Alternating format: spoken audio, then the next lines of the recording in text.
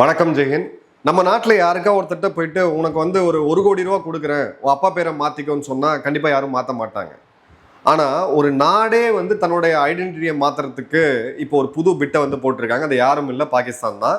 Pakistan land of pure 712 சிஇயில் எங்களுடைய reference இருக்குது. ஒரு இஸ்லாத்துக்கான ஒரு புனிதமான நாடு உலகத்திலேயே எங்களுக்கு தான் அப்படின்ற ஐடென்டிட்டிலேருந்து டக்குன்னு அப்படியே அந்த பல்ட்டி அடித்து சிந்து சமவெளி தான் எங்களுடைய நாகரிகம், அதிலிருந்து வந்த குழந்தைகள் தான் நாங்கள் அப்படின்னு சொல்லி ஒரு இது பண்ணிருக்காங்க. இவங்களுடைய ஃபவுண்டிங் ஃபாதர் ஜின்னால ஆரம்பித்து இந்த லேட்டஸ்டாக இருக்கக்கூடிய இந்த coward field fake marshal Munir வரைக்கும் இவங்க சொன்னது என்னன்னா, நாங்கள் வேற, இந்துக்கள் வேற, ஹிந்துஸ்தானிகள் வேற, இந்தியாவில் இருக்கக்கூடிய மக்கள் வேற, நாங்கள் வேற, நாங்கள் வந்து பியோர், எங்களோட இது வந்து இந்த உலகத்துக்கே நாங்கள் வந்து ஒரு பியூரான ப்ரீடு அப்படின்னு சொல்லி இவங்க வந்து ஐடென்டிஃபிகேஷன் கொடுத்துட்டு இருந்தாங்க. இப்போ இந்த நாட்டுக்கு ஒரு ஐடென்டிட்டி கிரைசிஸ் இருக்குன்னு நான் சொல்லியிருந்தேன். இப்போ நம்ம நாட்டில் பெருமையாக சொல்ல முடியும் இந்தியன் அப்படின்னு நம்ம சொல்ல முடியும். தமிழ்நாட்டை எடுக்கிறோமா, இந்தியாவில் நான் இந்தியன், நான் தமிழன் சொல்லி ரெண்டாவது ஐடென்டிட்டி இருக்கு. ஆனால் இங்கே வந்து அது கிடையாது. இவங்களுடைய மிசைல்ஸ் எல்லாமே நீங்கள் பார்த்தீங்க அப்படின்னா ஆப்கானிய மன்னர்களுடைய பேர் இருக்கும். ஆப்கானிய மன்னர்கள் படையெடுத்து வந்து எத்தனை லட்சக்கணக்கான பாகிஸ்தானியர்கள் ஒருங்கிணைந்த இந்தியாவில் கொண்டிருப்பாங்க அப்படின்றது தெரியும். ஆனால் அந்த ஐடென்டிட்டி பார்த்தீங்கன்னா ஆப்கானிய மன்னர்கள். ஒரு டைம்ல பார்த்தீங்க அப்படின்னா நாங்கள் வந்து ஏஷியன்ஸே கிடையாது, ஆசியர்களே கிடையாது, எங்களுக்கும் இந்தியாவுக்கும் சம்மந்தம் இல்லை, நாங்கள்லாம் வந்து துருக்கியர்கள் அப்படின்ட்டு. இப்போ துருக்கிய படையெடுப்பு வருது. துருக்கியர்கள் இவங்களை மாற்றினாங்க, எப்படி இவங்க மதம் மாறினாங்கன்ற விஷயம்லாம் எல்லாருக்குமே தெரியும். நாங்கள் வந்து துருக்கியர்களோட ஐடென்டிட்டி அப்படிங்க வேண்டியது. திடீர்னு இவங்க கல்ஃபுக்கு வேலைக்கு போக ஆரம்பித்தவொடனே நாங்கள் வந்து அரேபியர்கள் அப்படின்னு சொல்லிட்டு அரபி பாட்டு, அரபி இதெல்லாம் பண்ணுறது. ஸோ உருது இவங்களுடைய நேஷனல் லாங்குவேஜ். ஆனால் அவங்க ஊரில் இருக்கக்கூடிய பாதி பேருக்கும் முக்கால்வாசி பேருக்கும் உருதுக்கும் சம்மந்தம் இருக்கா அப்படின்னு பார்த்தீங்கன்னா சம்மந்தம் கிடையாது.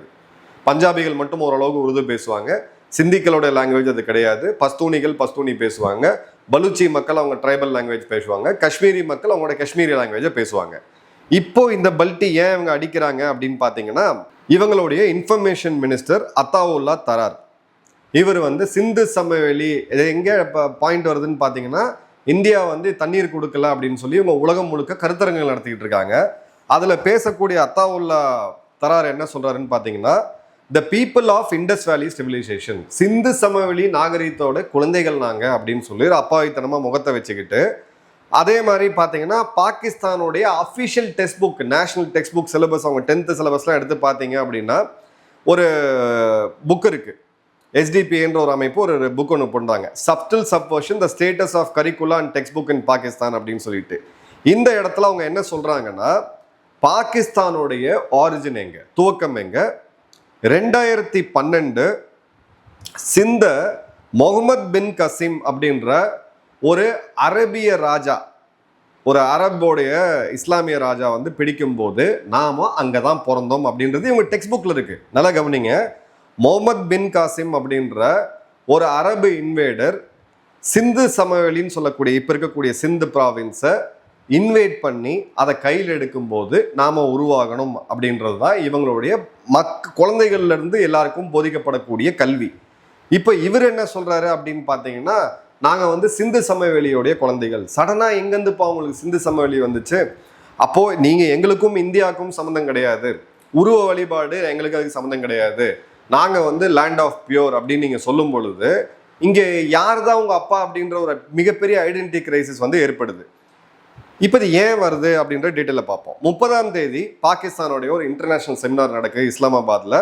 அந்த கருத்தரங்கோட தலைப்பு என்ன அப்படின்னு பார்த்தீங்கன்னா, Indus water treaty a key instrument of peace and regional stability அப்படின்னு சொல்லிட்டு இவங்களுடைய பிரதமர், டெப்டி பிரதமர் இஷாக் தர், பிலாவல் பூட்டோ, அவங்களுடைய பாதுகாப்புத்துறை கவாஜா ஆசிஃப் மற்றும் இன்ஃபர்மேஷன் மினிஸ்டர் அத்தாவுல்லா தரார் மிக முக்கியமான ஆட்கள்லாம் அட்டன் பண்ணுறாங்க. அதில் அவர் என்ன சொல்கிறாருன்னா, when we identify our self as Pakistanis, நாங்கள் எங்களை பாகிஸ்தானியர்கள்னு சொல்லி எங்களை ஐடென்டிஃபை பண்ணும்பொழுது, if you go back to history the Indus valley civilisations defines us as a people.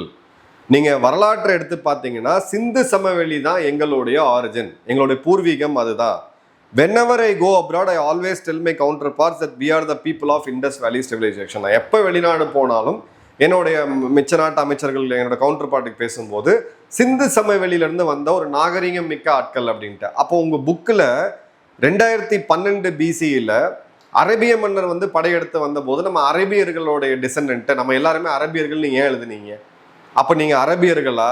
இவனுங்களோட இதை எடுத்து பார்த்தீங்கன்னா, திங்கக்கிழமை பேசும்போது நாங்க வந்து அரபியர்கள், செவ்வாய்க்கிழமை பேசும்போது நாங்க வந்து துருக்கியர்கள், புதன்கிழமை பேசும்போது நாங்க முகலையர்கள், நான்காவது வேலைக்கிழமை பேசும்போது பார்த்தீங்கன்னா நாங்க வந்து ஆப்கான் லீடு, நாங்க வந்து ஆப்கானியர்கள் அப்படின்றது. அஞ்சாவது வெள்ளிக்கிழமை பார்த்தீங்கன்னா நாங்க சிந்து சமவெளியோடைய குழந்தைகள்.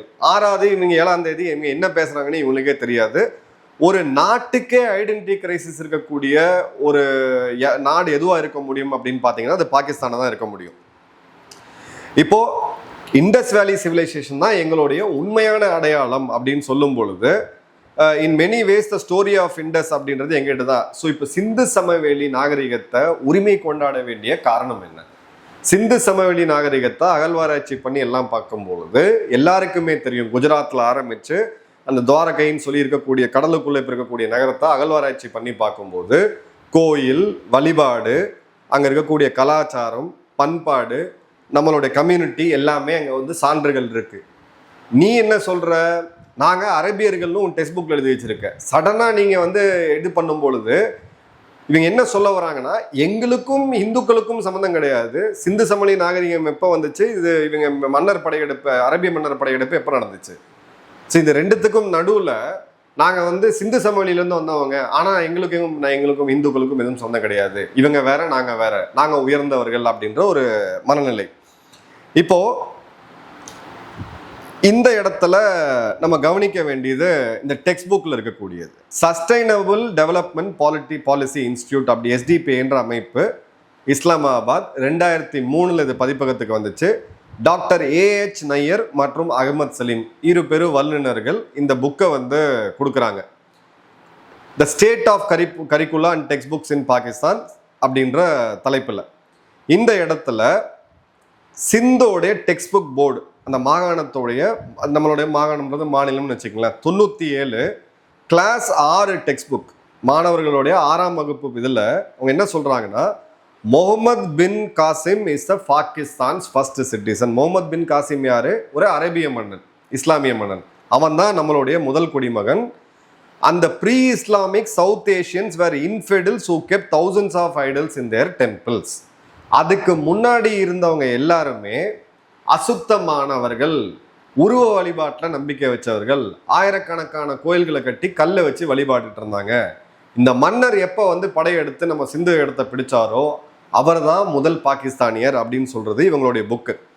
இப்போ சிந்துவோடல அன்னைக்கு இருந்த ஒரு ஹிந்து ராஜா தஹீர் அப்படின்றது இவங்க எப்படி டிஸ்கிரைப் பண்ணியிருக்காங்கன்னா, இவங்க நாட்டுடைய மன்னரை இவங்க எப்படி டிஸ்கிரைப் பண்ணியிருக்காங்கன்னு பார்த்தீங்கன்னா, குரூயல் அண்ட் டிஸ்போட்டிக் அப்படின்ற வார்த்தையை பயன்படுத்திருக்காங்க. ஒரு கொடுங்கோல் ஆட்சி செய்தவன் அப்படின்ட்டோம்.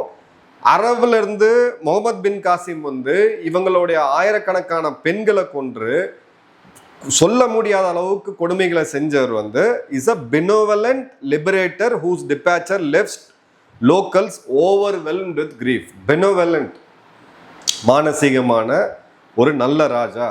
அவர் வந்து தான் நமக்கு வந்து இந்த சுதந்திரத்தை வந்து கொடுத்தாரு, இந்த உருவ வழிபாட்டு மூடர்கள்ட்ட இருந்து இந்த சுதந்திரத்தை வந்து கொடுத்தாரு. அவர் திரும்ப போனது எங்களுடைய மனசை வந்து வலிக்க வச்ச ஒரு செயல் அப்படின்னு சொல்லி சொன்னாங்க.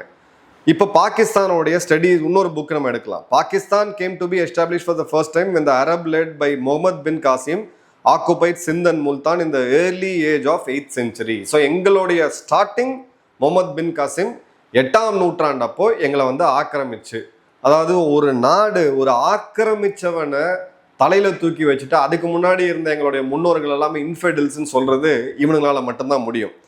அதன் பிறகு பார்த்தீங்க அப்படின்னா கஸ்னவித் எம்பையர், சரிங்களா, இது 11ஆம் நூற்றாண்டு.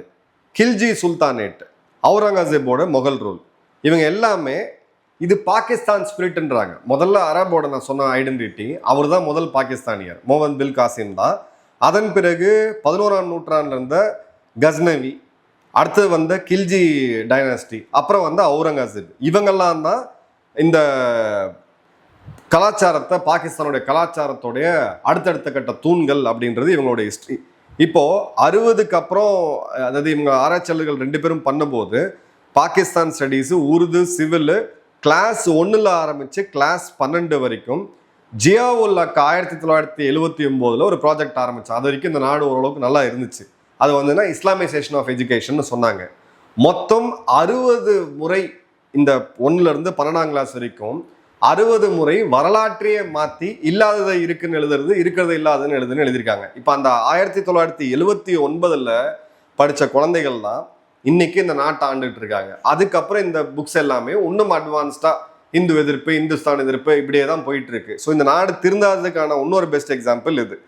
இதுல இந்த புக்கை ஐநாவுடைய அமெரிக்காவுடைய US commission of international religious freedom அவங்களும் பார்த்துட்டு எப்படியாவது டிஃபெண்ட் பண்ண முடியுமான்னு பார்த்தாங்க. பார்த்துட்டு அவங்களும் ஓரமாக விட்டாங்க. இப்போ இந்த பல்ட்டிய திடீர்னு இந்த மூடர்கள் சிந்து நதியோடைய சிந்து சமவெளி நாகரிகத்தோட குழந்தைகளா எப்படி மாறினாங்க? First identity engineering. எங்க தங்களை பண்றது? அரபுல போய் பிச்சை எடுக்கும் போது அரபியர்கள், அங்க போய் பேசுங்க பைஜான் நாங்களும் நீங்களும் ஒண்ணுதான், உங்களுடைய மன்னர் எங்களை படையெடுத்து எங்களை அடிமைப்படுத்தி கொன்ன பிறகுதான் அவர் தான் முதல் பாகிஸ்தானியர்னு சொல்லி அங்கே போனது. இப்போ அரபு நாடுகள் இவங்களை பெருசெல்லாம் சீன்றது கிடையாது. அடுத்தது துருக்கியர்கள் அப்படின்னு சொல்லிட்டு அங்கே இவங்களை நான் வார்த்தையில சொல்ல முடியாது. துருக்கியர்கள்ட்ட அவங்க பாகிஸ்தானிய நண்பர்கள் யாராக இருந்தால் கேளுங்க அவங்களை எப்படி ட்ரீட் பண்ணுறாங்க அப்படின்ட்டு. அதன் பிறகு பார்த்தீங்க அப்படின்னா இப்போ வரைக்குமே ஒரு இது இருக்கு.